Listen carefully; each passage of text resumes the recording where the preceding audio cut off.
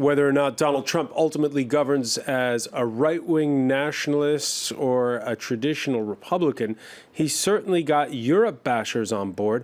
His first meeting with a foreign politician was a private audience with UKIP's Nigel Farage at Trump Tower, prompting talk that this is now going to embolden the hard Brexit camp ahead of negotiations on leaving the EU. And the man Trump's hired as chief strategist is full of praise for France's first family of the far right, the Le Pens. As we'll see, the appreciation is mutual. That strategist, by the way, is Steve Bannon, boss of hard-right news website Breitbart. He'll be competing for the president-elect's attention with Reince Priebus, chair of the Republican National Committee. A traditional party insider has been designated as White House chief of staff. So as Europe wonders whether it'll be hard Brexit or soft Brexit, it's also left guessing over whether it'll be hard Trump or soft Trump.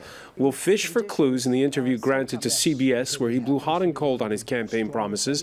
Now that Trump's elected, he's sure to keep our attention on this side of the Atlantic ahead of big bellwether contests that begin with next month's Italy referendum, Austrian elections, and run all the way to next spring's presidential poll right here in France. Today in the France 24 debate, we're looking at politically what could be the new normal. And with us to talk about it, Antoinette Laurent, Vice President of Republicans Overseas France. Thank you for joining us. Thank you. Thanks as well to economist Julien Barlon of France's centre-right Les Républicains party, which is just weeks away from its own presidential primaries. Yeah, it's happening on Sunday. This Sunday, that's right. It's the first round this Sunday. This Sunday, so it's getting close. It is getting close, indeed. We're also pleased to welcome back Laura Slimani, president of Young European Socialists and a municipal councillor in the northwestern French city of Rouen. Exactly. Thank you for joining us. Thank you. From Antwerp, Belgium, Tan van Grieken, leader of Belgium's Flemish nationalist Vlaams Belang party that sits with UKIP and Germany's Eurosceptic AFD party in the European Parliament. Thanks for joining us. Good evening. The France 24 debate, where you can join the conversation on Facebook and Twitter at the hashtag F24debate. He said he'd keep gay marriage, but nominate an anti-abortion judge to the Supreme Court. In an interview with CBS's 60 Minutes program, the president-elect toning down some, but not all, of the campaign rhetoric, like on immigration, turning the wall with Mexico in parts into a fence, but promising to deport between 2 and 3 million illegal aliens. What we are going to do is get the people that are criminal and have criminal records, gang members, drug dealers. We have a lot of these people, probably 2 million, it could even be 3 million. We're getting them out of our country, or we're going to incarcerate. But we're getting them out of our country. They're here illegally. We're going to build a wall and Mexico's going to pay for it. Did you ever believe that was going to happen? We'll see. I think it's still too early to say, but that's what the American people want. And it's not to keep the immigrants out. It's to protect the people that are in the country. How so? When you go to bed at night, do you lock your door or do you leave your door wide open? What, are you saying that immigrants are criminals? No, of course not. Immigration is a very positive thing. It's good for the economy. It's good for cultural awareness. It just has to be done efficiently and legally. All right, right now, there were states where, for instance, like Florida, where Donald Trump won a majority, and a majority of those Trump supporters favored immigration reform and seemed to favor naturalization for illegal. It needs to be reformed. It needs to be more efficient. It needs to be overhauled, and that would also help the people that come illegally to come in legally, so that they're not viewed as enemies of. You and I know Mexico is not going to pay for a wall. So are Trump supporters going to be disappointed at the end of the day?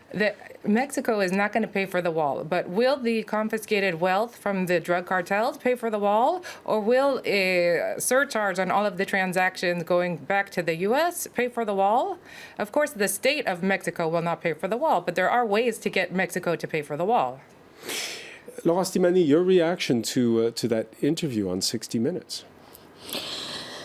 Well, I think that there's two things. First of all, the principle of reality, which is, which Donald Trump is facing like every politician after the election, which maybe explains some of the moderate or more moderate things or decisions that he made in his staff, especially. But what I'm most worried about, but I don't think it's very surprising, is his reassertion of his very neoconservative project, especially regarding women and regarding abortion, because he also reasserted the fact that he would do everything in his power to prevent women from decide for themselves, from having a choice on whether they want to have children or not. And I think that's the most worrying feature, but again, not surprising to me.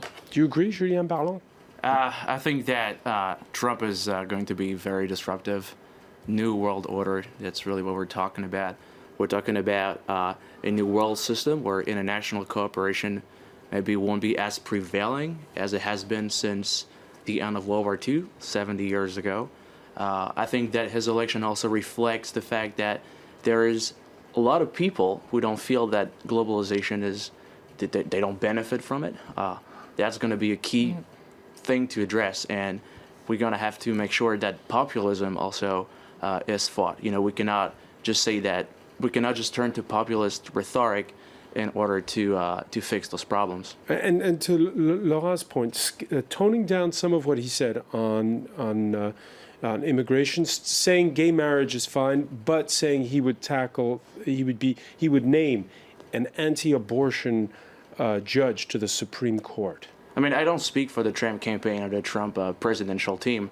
All that I'm observing is that he's softening a little bit on those issues, but I will agree with you though that a sense of reality is. Is it anti-women though to take this anti-abortion stance?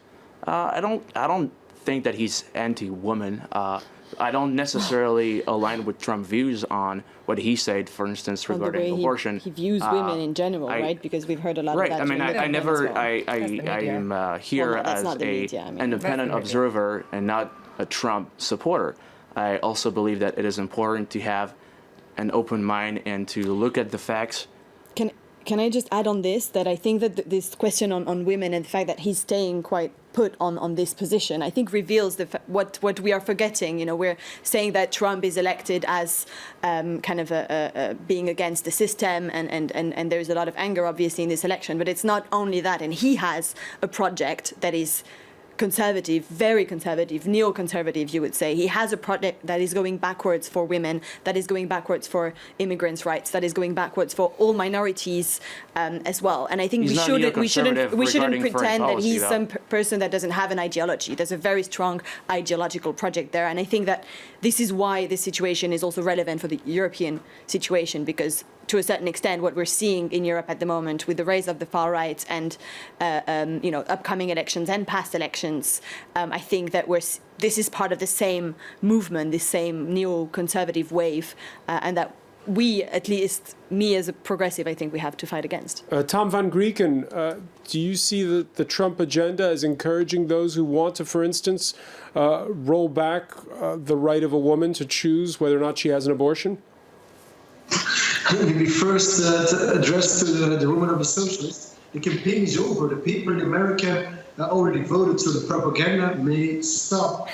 If you think for one moment that the campaign in America was concerning women's rights and that the candidates would limit those rights, you don't understand a thing about it. Only left-wing radicalists. But that's going to be the end result, is it not? It's going to be the end result. Therefore, no, of course not.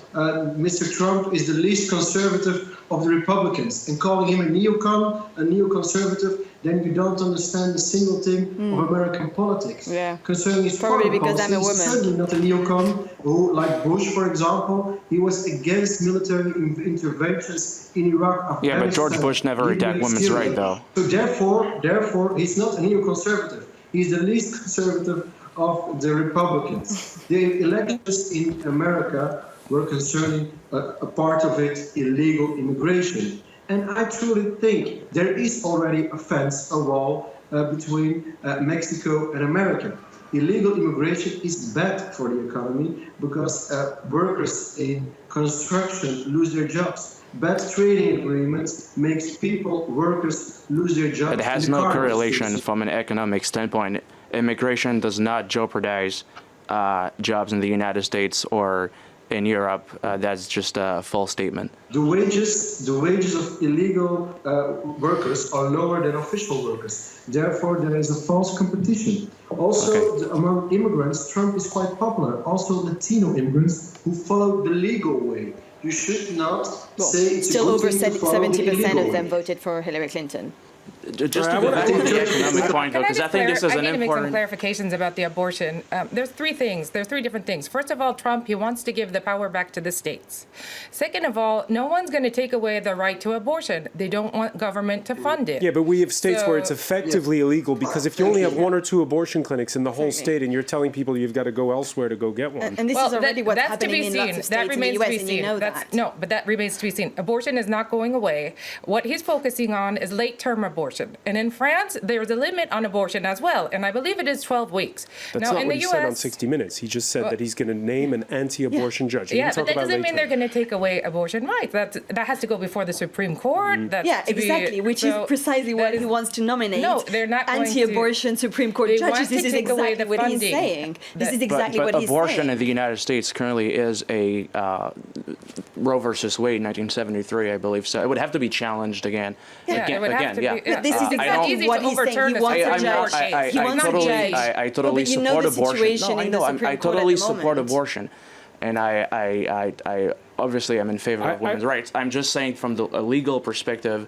that nominating a judge is different than actually changing the law. It would have to be Exactly. challenged again. Exactly. The reason Some why he's clarification. nominating a Exactly. judge, which is against abortion, is to put the balance towards anti-abortion judges within the Supreme Well, and to Court. also I like wanna defend pick some up- other I wanna defense pick up on of something this I want to pick up on something that precisely. Tom von Grieken said, which you could make an argument for, which is Trump was the least conservative of many of those on stage during the primaries. Point is, there are several Donald Trumps, and we're already seeing several views playing out among those that are going to be inside his team in the White House. It'll be a battle for his ear between a Republican insider, Reince Priebus, who's the Republican national chair, and a 62-year-old former Goldman Sachs banker, Steve Bannon, who morphed into a leader of the so-called alt-right movement thanks to populist conspiracy theory-tinged Breitbart website. More from Brian Flynn. Donald Trump's new chief strategist and senior counselor, Stephen Bannon. He's a former naval officer and investment banker, the CEO of Trump's campaign, and a leading figure in a rising insurgent movement of the American right wing. Steve Bannon, in this particular campaign, was the general. It's a staff appointment that has many observers, Republicans and Democrats alike, concerned. Bannon is the former editor of Breitbart News, a conservative web outlet that was an early promoter of Trump's candidacy. Under Bannon's leadership, the site became a leading voice for the so-called alt-right, a web-based conservative insurgency frequently associated with white supremacist ideology. In August, Hillary Clinton devoted a speech to denouncing the movement. But it's not just Democrats worried by the prospect of Bannon with a plum White House job. A Republican strategist for the campaign of former candidate John Kasich tweeted, "The racist, fascist extreme right is represented footsteps from the Oval Office. Be very vigilant, America." Bannon's role as chief strategist is generally seen as secondary to the chief of staff position, which will be filled by RNC chairman Reince Priebus. But it was Bannon given top billing in Trump's statement announcing the appointments. Many of Trump's hardcore supporters have long distrusted Priebus as a Washington insider. The statement points out that Bannon and Priebus will be equal partners. Antoinette Laurent, is this just a bone being thrown before we get back to business as usual? Or is this the man that's going to be whispering in Donald Trump's ear? I don't know. I don't know too much about Mr. Bannon. I know that Trump tends to reward loyalty, and apparently this figure has been very loyal towards his campaign. And I don't know. I don't know much about him, so I can't really comment in depth. But my He hunch comes is from a that- fringe of the Republican Party. Well, Bright is alt-right, they compete with Fox News. I don't know if you consider them extreme right or neoconservative right, but it's a main right right-leaning media outlet. Yeah, To say the least. Yeah, to say the least. Yes. No, I mean there has to be balance, and this is part of the reason why Trump won, because there is no one voicing the concerns of the conservatives, and. But there's a If difference they between present- conservatives and white No, but nationalists. No, but if they isn't are there? reporting with facts, then what's the problem? Well, but I'm sorry, mean- but precisely the problem with this website and others is that they don't rely on facts. They rely on rumors. They rely on things that can, No, they can't be journalists. If turn they- people. They cannot be journalists. people if down. they're- Spot on with the American I think elections. so. The European media was spot on, and they used only facts. I think you're completely wrong. I think personally, Trump not only won against the Democrats, he also won against the classical media, and also won against a part of his own party, Republicans, who were against him. So therefore, I agree on the first speaker who said, I don't know exactly about those two candidates, those two persons, but I can tell you that American politics will never be the same, and the Republican Party. Yeah, but not in a the good Grand way. Old He Party has to say will never be things that the- are just plain wrong. Tom, let me ask you this, because we saw after the Brexit vote a spike in hate crimes. We saw some hate crimes that were denounced by Donald Trump in that interview with 60 Minutes. Does the nomination of someone like Steve Bannon legitimize, though, bigoted speech and hate speech? I don't believe in that. I truly, I'm European, so I don't believe the hate crimes were on the rise in Great Britain. That's a I fact. think the media, It's a the Polish fact. media, People who were It's a fact. killed. reported more about it. No, think, it's a and also fact. Trump There was quite more clear. hate No, crime. it's not. Well, okay, It's not. And where's the correlation with?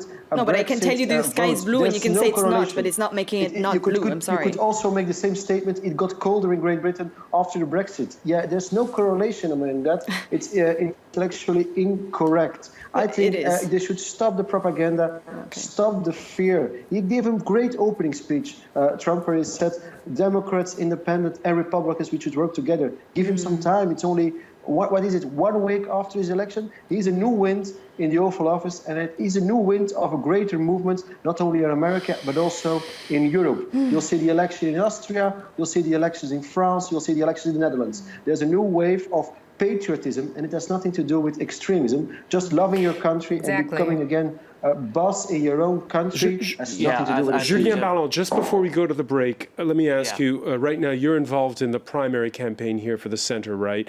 Do you sense more generally that there is this sort of unfiltered talk more often now, people saying hate speech? No, I don't think so. I don't think that we have observed such thing during our primary campaign. I think it's been moderate, and I think that candidates have been very respectful of each other. We don't have Mr. Bannon in the current French Republican primary, but I think. But more broadly, I don't.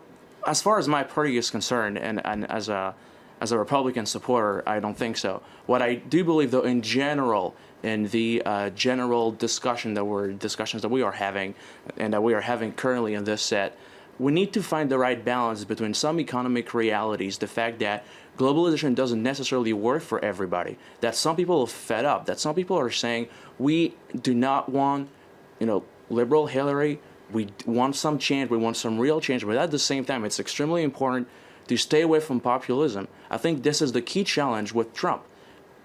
We need to name the problems, we need to address and tackle the issues, but we cannot resort to populism. All right, we're going to see just how far the pendulum is swinging on this side of the Atlantic. When we come back, you're watching the France 24 debate.